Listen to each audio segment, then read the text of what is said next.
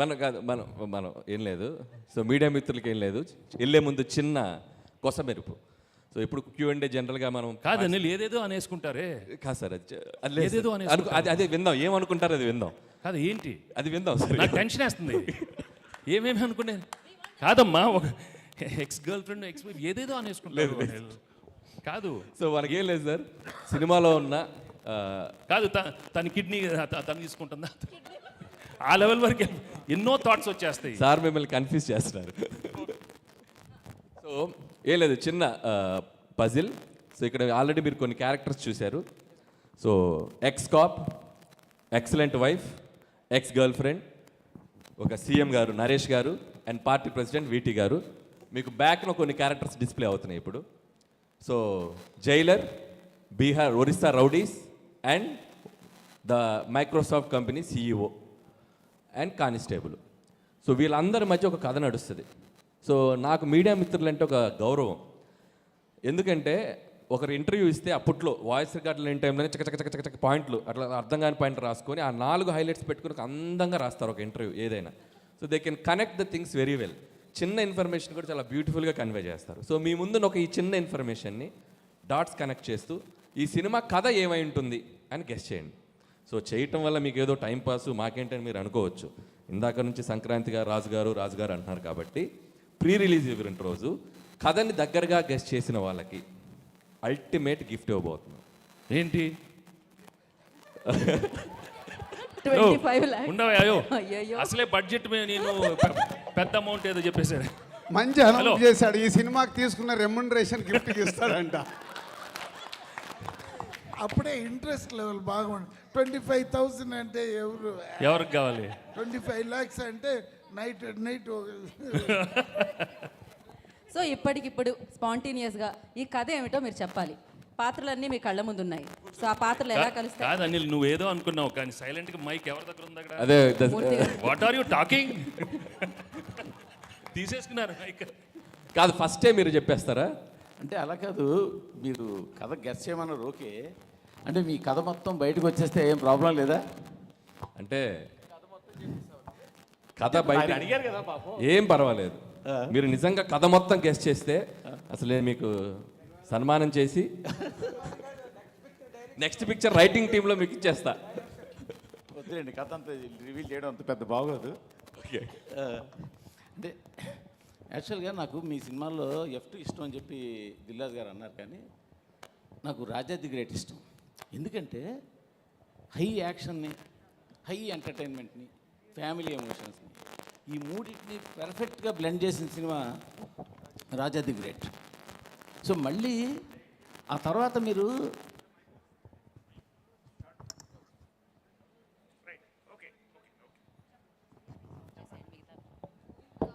Hello తర్వాత మీరు entertainment చేస్తున్నారు కానీ యాక్షన్ కొంచెం వదిలేశారు.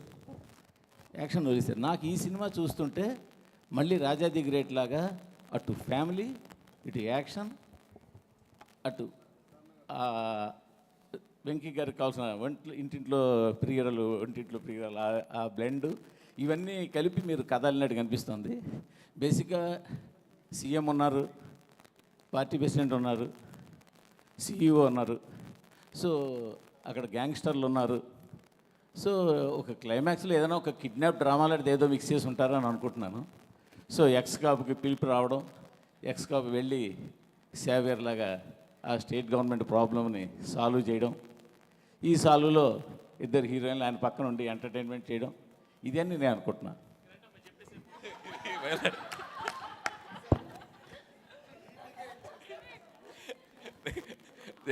Okay, next anybody? అనిల్ గారు, చెప్పండి. అంటే ఈ క్రియేటివ్ ప్రాసెస్ అంతా యూజువల్గా మీది. మా క్రియేటివిటీ ఎలా ఉంటుందంటే ఒక్క 10-15 నిమిషాలు టైం ఇస్తా, పక్కకి వెళ్ళి మీకు కావాల్సిన వాళ్ళు ఒకళ్ళిద్దరికి ఫోన్లు చేసుకుంటే కథ అంతా వచ్చేస్తుంది. అందుకే మీకు ఆ టైం ఇవ్వకుండా మా ఎదురు కూర్చోబెట్టుకున్నాం. ప్రాబ్లం ఏంటంటే వెంకటేష్ గారేమో సినిమాల్లో కథలు ఉండాలి, మీ దాంట్లో ఏమో కథల కంటే కూడా ట్రీట్మెంట్, ఎంటర్టైన్మెంట్ ఎక్కువ. కాబట్టి ఇది పెద్ద టెస్ట్ మాకు ఇది.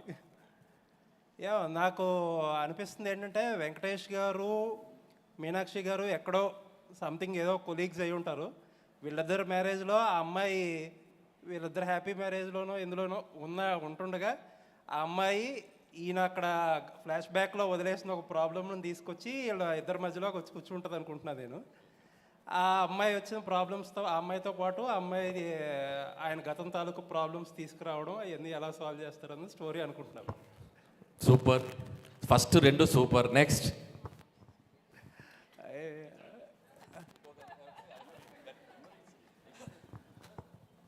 మీనాక్షిని బిఫోర్ ఎంట్రీ అమ్మాయిని ఏదో సిచ్యువేషన్లో సేవ్ చేసి ఉంటారు కాపుగా ఉన్నప్పుడు. తర్వాతకి ఈయనకేదో ఒక డెఫిషియన్సో ఏదో వచ్చి ఏదో ప్రాబ్లమ్స్లో ఉండుంటారు. అప్పటికి ఈ అమ్మాయికి వీళ్ళ ఆ CEO వీళ్ళకి ఏదో ఇష్యూ ఉండి ఉంటుంది. ఆ ఇష్యూని సాల్వ్ చేయడానికి ఈ అమ్మాయి హెల్ప్ చేసి ఉంటుంది. ఓ వండర్ఫుల్. Next anybody? సార్ ఇక్కడ సార్ సాఫ్ట్వేర్ యజమాని ఎవరైతే ఉన్నారో ఓకే, సో తను మర్డర్కి గురవుతాడు అనుకుంటున్నాను. దాన్ని సాల్వ్ చేయడానికి ఎక్స్ కాపుగా ఉన్నటువంటి గర్ల్ ఫ్రెండ్ సహాయంతో ఇప్పుడు ఎవరైతే IPS ఉన్నారో మీనాక్షి గారి సహాయంతో ఎక్స్ కాపుగా ఉన్న అతను తన వైఫ్ ద్వారా ఈ కేసుని అంతా ఛేదిస్తాడు. దానికి అక్కడ ఉన్నటువంటి CM కావచ్చు, వాళ్ళ ఏవైతే పార్టీ ప్రెసిడెంట్ ఎక్స్ సాఫ్ట్వేర్ దానికి లింక్ ఉంటుంది. దానికి CM ఏ విధంగా సహాయపడతాడు, ఆ మధ్యలో జరిగిన డ్రామా ఏంటి, వాళ్ళ ఫ్యామిలీ ఆ మర్డర్ని ఏ విధంగా చేంజ్ చేస్తుంది, ఏ విధంగా ఆ కేసును సాల్వ్ చేస్తుంది అనేది గెస్సింగ్ సార్. అంటే నిజంగా చాలా ఇంట్రెస్టింగ్ ఉంది. అంటే ఒక ప్లాట్ పాయింట్కి ఎన్ని పాయింట్ ఆఫ్ వ్యూస్ ఉన్నాయో తెలుస్తుంది. సార్ అది కాదు సార్, ఇది సినిమా షూటింగ్ మొదలెట్టే ముందు పెట్టుంటే 4-5 కథలు తిద్దరు, సీక్వెల్ తిద్దరు. ఇప్పుడు పర్లేదు, ఇప్పుడు నోట్ చేసుకుంటాం. బాగా చెప్తే అనిల్ గారు, ఊర్లో అమ్మ ఫోన్ చేసి ఎరా దీపావళికి వస్తున్నావా, ఉగాదికి వస్తున్నావా అంటే, లేదమ్మా మేము సంక్రాంతికి వస్తున్నాం అని చెప్పుంటారు. అంతే కదా స్టోరీయా? ఓకే, ఇంతకు మించి స్టోరీ సార్ అది కాదు సార్. ఒక పోస్టర్ పెట్టి కథ చెప్పమంటే కాదు, పోస్టర్ అండి, మీకు అన్ని క్యారెక్టర్స్ ఉన్నాయి. ఒక కథలో ఉన్న పాత్రలన్నీ ఉన్నాయి. ఇప్పుడు మూర్తి గారు చెప్పారు, సార్ చెప్పారు, అండ్ ఆయన చెప్పారు, లక్ష్మీనారాయణ గారు చెప్పారు. వాళ్ళు నేను ఎంతవరకు చెప్పారంటే లాస్ట్లో చెప్తా. But they tried very well. అది వెరీ వెల్. అది సరే, ఇప్పుడు సంక్రాంతికి వస్తున్నారు కాబట్టి ఈ టైటిల్ పెట్టారు. ఒకవేళ సంక్రాంతికి రాకపోతే X3 అని పెట్టేవారా? లేదండి, X3యా? X3 ఓ ఎక్స్గా అంటే ఈ సినిమా కథలోనే అది భాగం. అదేంటనేది మీరు సినిమా చూసాక అర్థం అవుతుంది. ఎందుకు పర్టికులర్గా సంక్రాంతికి వస్తున్నాం అని చెప్పడం. There is a reason for that. ఏదో రిలీజ్ గురించో ఫెస్టివల్ దీని గురించో, కాబట్టి there is a reason for that. Anil గారు, ఇక్కడ నేను కథ కింద ఏం ఊహించను, కానీ నేను ఒకటి అడుగుతా మిమ్మల్ని. సార్ మేము అడిగింది ఒకటి చెప్పి మీరు అడగండి సార్. అదే చెప్తా. మేము అడిగిన దానికన్నా ఏదో ఒకటి చెప్పి అడగండి. భగవంత్ కేసరిలో జైలర్ చచ్చిపోతే SI చచ్చిపోయినట్టు బ్రేకింగ్ వేసిన అనిల్ రావుపూడి ఈ సినిమాలో పక్కన IPS ఆఫీసర్ని పెట్టుకొని అట్లాంటి తప్పులు చేయకుండా ఈ సినిమా తీస్తున్నారు. మీరు ఇంకా మర్చిపోలేదు అది. సమస్యలు ఎందుకు? అసలు ప్రపంచంలో ఎన్ని సమస్యలు ఉన్నాయి సార్, ఎన్ని సమస్యలు ఉన్నాయి నాకు అర్థం కాల. ఇదే సినిమా మీరు కాదు, న్యూస్ బులెటిన్లో జైలర్ బదులు SI రాసావంట. అది మర్చిపోరా మీరు? 1 year అయింది సార్ మూర్తి గారు. అదేంటి, అది నా తప్పు కూడా కాదు. కింద జైలర్ బదులు SI రాశారు. ఆయన ఇంకా గుర్తుపెట్టుకుని అడుగుతున్నారు. My God. సార్ అనిల్ గారు నాకు 2 అనుమానాలు. దిల్ రాజు గారు ఇదంతా ఫిట్టింగ్ పెట్టి కథలని చెప్పి ఆయన మనసులో మీరు మా సినిమాలు బాగున్నాయని బాగాలేదని అంటారు కదా, బాగా అయ్యిందిలే మీకు, మీ క్రియేటివిటీ మీరే చూసుకోండి అని ఆనందిస్తున్నారేమో అని ఒక అనుమానం. ఇంకొక అనుమానం ఏంటంటే మొత్తం కథలన్నీ కలెక్ట్ చేసుకుంటారు, మాకేదో ప్రీ రిలీజ్లో గిఫ్ట్ అంటారు. మీరు ఇప్పుడు 15 కోట్లు 20 కోట్లు పెట్టి ఆ కథలతో సినిమాలు తీసేస్తారని ఒక భయం ఉంది. ఖచ్చితంగా మీరు చెప్పిన కదా మీకు గుర్తుంటుంది. మీ క్రెడిట్ మీకు ఇస్తాం, కావాలంటే రెమ్యునరేషన్ కూడా ఇస్తాం. యా, అదే ఐడియా. కదే చెప్పాలి వెంకట్ గారు, కదే చెప్పాలి. కదే అండి. అంటే నాకు గతంలో ఒక సినిమా చూశాను, జీవిత ఖైదీ అని, శోభన్ బాబు గారిది. అందులో కూడా జయప్రద, జయసుధ గారు, శోభన్ బాబు గారు SI, జయప్రద గారేమో పోలీస్ ఎక్స్ లవర్, జయసుధ గారేమో వైఫ్. ఈ ముగ్గురు సేమ్ క్యారెక్టర్స్ ఇవి. కాకపోతే దాంట్లోనేమో జయప్రద గారు చనిపోతారు, సీరియస్గా అది క్లైమాక్స్. ఇందులో మీరు ఫన్గా చూపిస్తున్నారేమో నాకు అదే. కాకపోతే అంటే ఆ క్యారెక్టర్స్ చూసినప్పుడు 3 క్యారెక్టర్స్ కూడా జీవిత ఖైదీ ఆ సినిమా క్యారెక్టర్సే నాకు ఇక్కడ వచ్చినాయి. సేమ్ క్యారెక్టర్స్, సేమ్ మొత్తం అలా అయితే అనిపించింది. Fun, serious. అది అంటే మీరు కథ చెప్పలేదు, నాకు ఆ క్యారెక్టర్స్ నాకు ఓకే అయ్యే క్యారెక్టర్స్ చెప్పారు. Okay okay done done okay next Next. Lakshmi గారు కథ చెప్తున్నారు అంతే, ఏంటండి? క్వశ్చన్స్ కాదు. అందుకేగా మిమ్మల్ని అడుగుతున్నాం. అడగండి, చెప్పండి. సారీ, అనిల్ గారు ఇక్కడ అనిల్ గారు ఒక్క నిమిషం. సో సీఎం మనవడు అనుకుంటా అబ్బాయి, ఐశ్వర్య రాజేష్ సీఎం కూతురు. ఆ ఒడిశా వాళ్ళు వచ్చి కిడ్నాప్ చేస్తారు ఎవరిని? సీఎం మనవండి ఐశ్వర్య అన్ని బుల్రాజు గారిని. కిడ్నాప్ చేస్తే ఆ టైంలో అంటే సీఎం జాబ్ సో మైక్, ఇంకో మైక్ తీసుకోండి. సో అతను సీఎంగా ఉన్నప్పుడు ఏదో ఇష్యూస్ వచ్చి ఆయన జాబ్ వదిలేస్తాడు, వైఫ్ని కూడా వదిలేస్తాడు.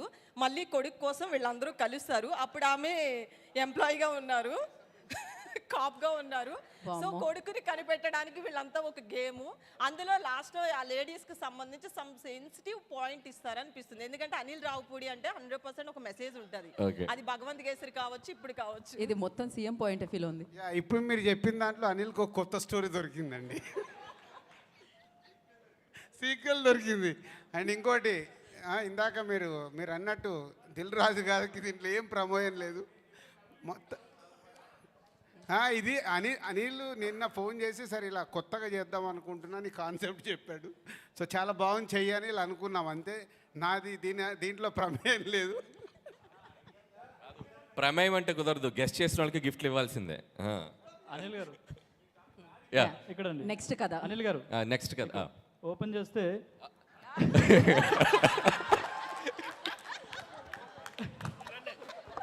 నెక్స్ట్ షాట్ చెప్పండి సార్. అదే సాయి కుమార్ గారు ఎలివేషన్తో మీరు వస్తారు. అప్పట్లో ఒకడు ఉండేవాడు పోలీసు, ఇలా ఉండేవాడు, ఇలా గంభీరంగా ఇలా ఉండే, ఆయన కొడితే ఎక్కడెక్కడ వెళ్ళిపోతారని ఒక ఎలివేషన్ వస్తుంది. ఎలివేషన్తో మీరు వస్తారు. అక్కడ ఒక ఊర్లో గ్రామంలో సాఫ్ట్వేర్ కంపెనీ పెట్టాలనుకుంటారు. కాకపోతే అక్కడ ఒక ప్రాబ్లం వస్తుంది. అప్పుడు మిమ్మల్ని తీసుకొస్తారు పోలీస్గా. మీకు ఐశ్వర్య కాదు ఏమన్నారు మీనాక్షి గారు సపోర్ట్ చేస్తారు. ఆమె ఆల్రెడీ డిపార్ట్మెంట్లో ఉంటారు. సపోర్ట్ చేసిన తర్వాత మీరు ఎలాగో ఎక్స్ గర్ల్ ఫ్రెండ్ కాబట్టి మీ మధ్యలో మళ్ళీ ఆమె వస్తారు. అలా ఫండ్ నడుస్తూ ఉంటుంది. ఆ తర్వాత సీఎం ఏం చేశారు, అలాగే పార్టీ ప్రెసిడెంట్ ఆ ఊరిని కాపాడడానికి, అలాగే అక్కడ ఫ్యాక్టరీ మైక్రోసాఫ్ట్ ఫ్యాక్టరీ రావడానికి ఏం చేశారు అనేది ఒక స్టోరీ అనుకుంటున్నాను. కాదు, తెలుగు ఫిల్మ్ ఇండస్ట్రీలో ఒకరు కథ చెప్తుంటే లైవ్ పర్ఫార్మెన్స్ చేసింది ఇదేనేమో. మీరు కథ చెప్తుంటే మీ ముందు పాత్రలు కదులుతున్నాయి, మీరు గమనించారా లేదో. సంక్రాంతికి వస్తున్నాం 2025, 26, 27 వరకు వచ్చేస్తాయి కథలు. థ్యాంక్ యూ అనిల్ గారు. సార్ మీరు ఎమ్మెల్యే అవుతారనుకుంటే సీఎం అయ్యారు సార్, కంగ్రాచులేషన్స్.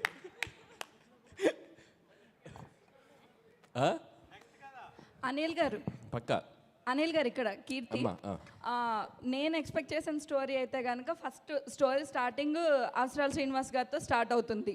సో అవసరాల శ్రీనివాస్ గారికి మాఫియాకి మధ్యన జరిగే ఇష్యూస్లో రిమైనింగ్ కథ అంటే వెంకటేష్ గారి కథ ఒక ఫ్యామిలీ ఎంటర్టైనర్ మధ్యలో వస్తూ ఉంటుంది.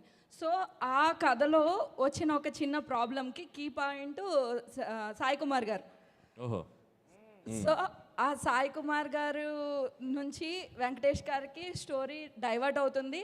మధ్యలో ఫన్ ఎలిమెంట్స్ అన్నారు కాబట్టి నరేష్ గారిది అండ్ అలానే గణేష్ గారిది ఫన్ ఎలిమెంట్స్ అన్నారు కాబట్టి సో కనెక్టివిటీ ఉంటుంది. అలా అది మేము ఎక్స్పెక్ట్ చేస్తున్నాం. కీర్తి మీ ఫోన్ నంబర్ ఏంటి? చెప్తాను. ప్రొడక్షన్ చూడండి, స్టోరీ డిపార్ట్మెంట్లో పెట్టండి అయ్యా, తీసుకోండి అయ్యా, నోట్ చేసుకోండి. అదే అసలు ఏం చెప్పేస్తున్నా అనిల్, అసలు అందరూ ఎవ్రీబడి వెరీ నైస్. అనిల్ గారు can I guess? Yeah please. Avasarala Srinivas గారు ఐశ్వర్యరాజ్ గారు బ్రదర్ అండ్ సిస్టర్స్. ఓహో. సో ఆయనకి ఏదో ఒక ప్రాబ్లం వస్తుంది, ఒక క్రైమ్ జరుగుతుంది అనమాట. అంటే విలన్కి అండ్ అదే ఒక క్రైమ్ ట్రయాంగిల్ క్రైమ్ స్టోరీ అయితే జరుగుతుంది. చెప్పండి. ఒక క్రైమ్ ట్రయాంగిల్ స్టోరీ అయితే జరుగుతుంది. అంటే విలన్కి ఐశ్వర్యరాజ్ గారికి అండ్ వెంకటేష్ గారికి. సో మీనాక్షి గారు కూడా దాంట్లో ఎలా హెల్ప్ అయ్యారు ఏంటి అనేది ట్రయాంగిల్ క్రైమ్ స్టోరీ. అంటే ఇప్పుడు ఐశ్వర్య అవుటా స్టాప్ సో మంచి హీరోనే కదా సార్, చంపేయకూడదేమో. చంపేయకూడదు కదా. సో అనిల్ గారు ఇక్కడ ఐఎమ్ హేమవాలిని అండి.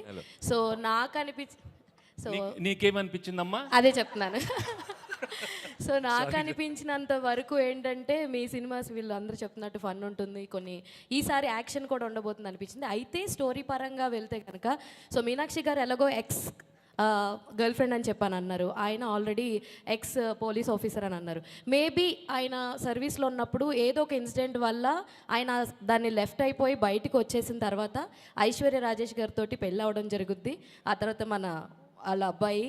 సో ఇదంతా నడుస్తుంది. ఆయన వచ్చేసిన తర్వాత ఊర్లో మేబీ వాళ్ళ సీఎం ఉన్న ఊర్లోనే ఆయన ఉంటాడు. సో ఈయనకి అండ్ గణేష్ గారికి కూడా చాలా కామెడీ ట్రాక్స్ ఉన్నాయి కాబట్టి ఈయన ఏదన్నా ఒకవేళ రాంగ్ ట్రాక్ వెళ్తే దానికి సజెషన్స్ గైడ్ లైన్స్ కోసం మన వెంకటేష్ గారి హెల్ప్ తీసుకుంటూ ఉండొచ్చు.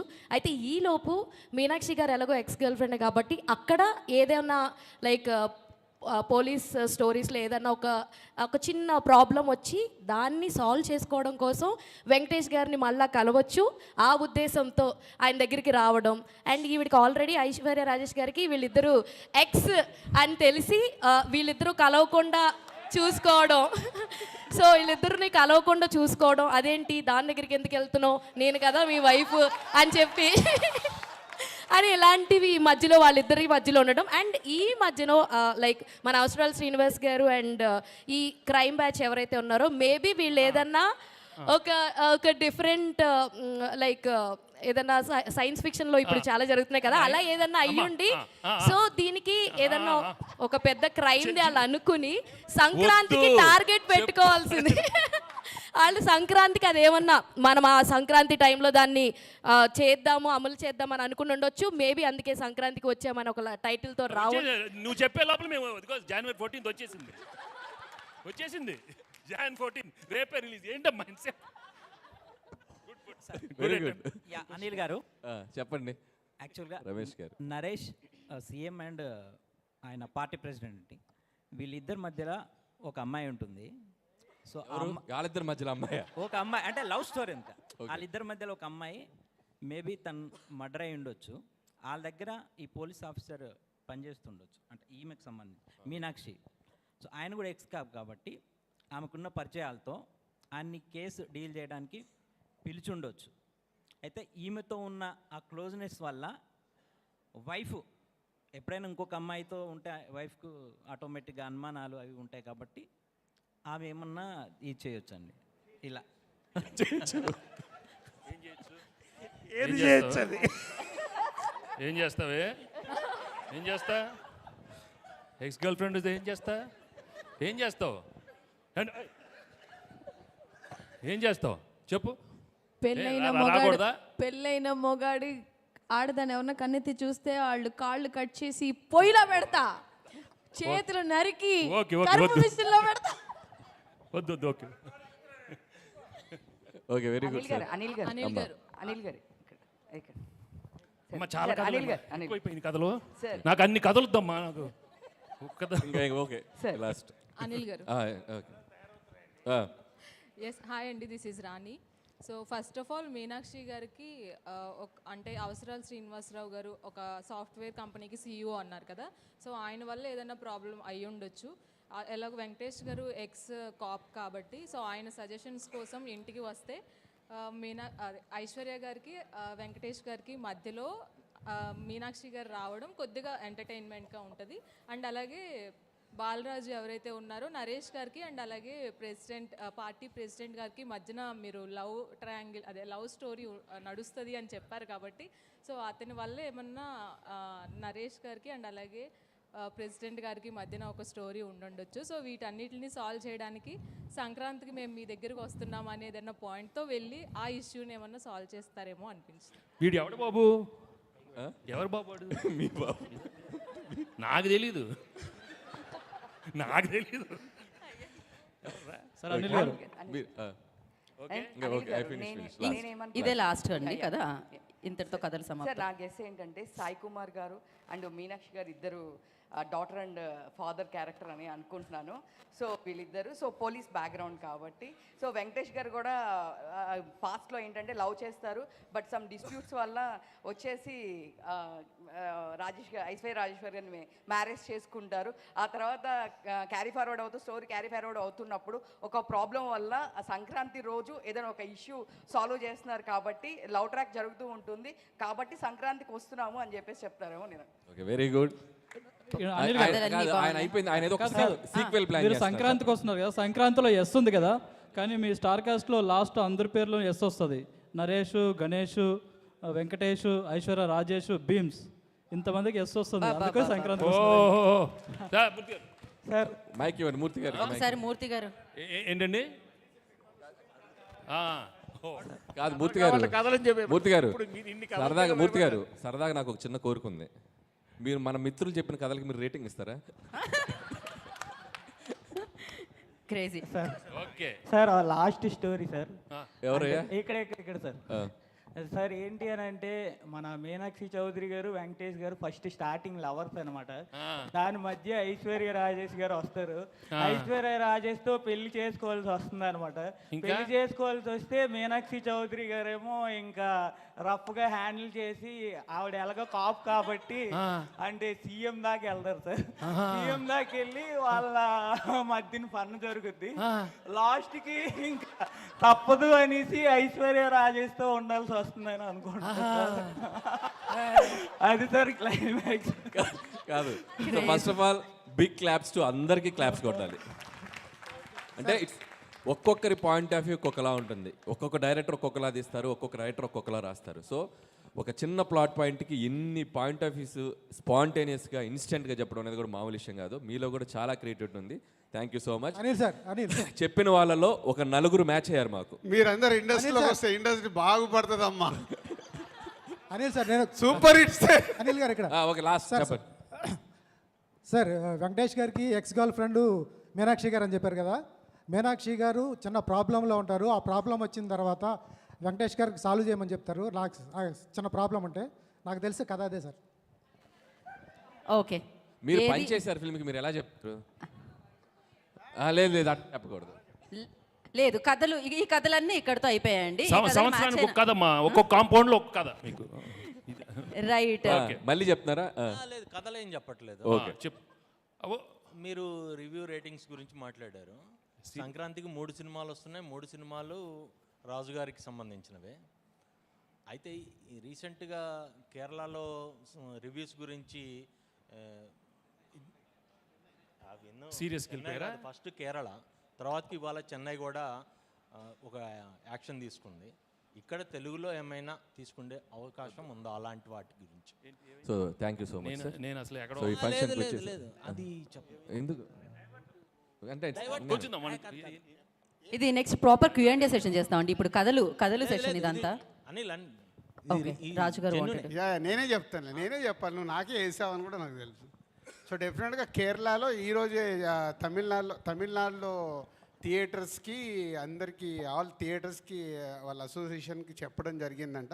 నాకు కూడా పంపించారు. అది అక్కడ సక్సెస్ఫుల్ అవుతుంది కాబట్టి ఆటోమేటిక్గా అది మన స్టేట్ కూడా ఇంప్లిమెంట్ అయ్యే అవకాశం ఉంది. కానీ అది ఇండిపెండెంట్గా తీసుకునేది కాదు, ఛాంబర్ ద్వారా జరగాలి. కాబట్టి ఆల్రెడీ ఎగ్జిబిటర్స్ కూడా ప్రిపేర్ అయ్యారంట అది. సో ఛాంబర్ ద్వారా అవుతుంది. Okay, thank you so much కథలందరికీ. Thank you so much. ఖచ్చితంగా విన్నర్స్ ఇప్పుడు చెప్పాలా? ప్రీ రిలీజ్లో చెప్తారు. మేము ప్రీ రిలీజ్ ఈవెంట్ రోజు ఖచ్చితంగా మీరు అందరూ వస్తారు. మిమ్మల్ని స్టేజ్ మీదకి పిలిచి మీకు మైండ్ బ్లోయింగ్ గిఫ్ట్స్ ఇస్తాం. ముందే చెప్పాం, ఎందుకంటే కథ గెస్ట్ చేసేస్తారు ఆడియన్స్ కూడా కథని. రైట్, మీరు 2026 సంక్రాంతికి వేసేసుకుని ఈ కథ ఏదో ఒకటి వాడేసుకోండి, పర్వాలేదు. Thank you so much media. Thank you so much. సంక్రాంతికి వస్తున్నాం. January 14th సంక్రాంతి రోజున మనందరి ముందుకి వచ్చేస్తాం.